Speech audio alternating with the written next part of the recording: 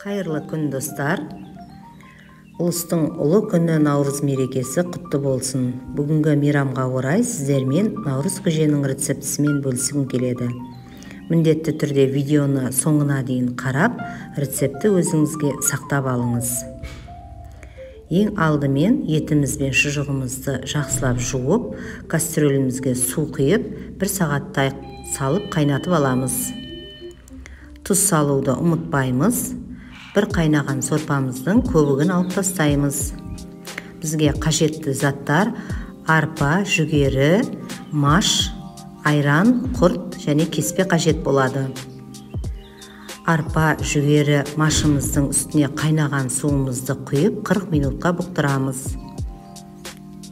Құртымыздың үстіне қайнап тұрған сорпамыздан салып, оны да жібітіп қоямыз.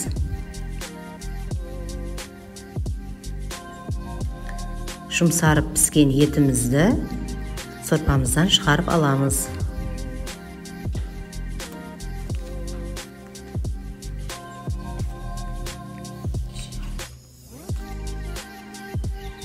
Сорпамыздың үстіне машымызды, жүгерімізді және арпамызды салып, жұмсарғанша қайнатамыз.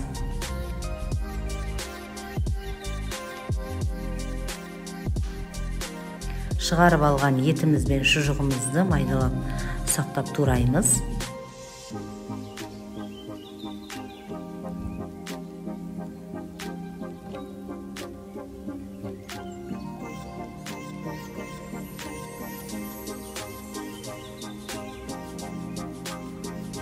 Қайнап тұрған наурыз көжеміздің үстіне сақтап туралған етіміз бен шұжығымызды салып, жақсылап араластырамыз.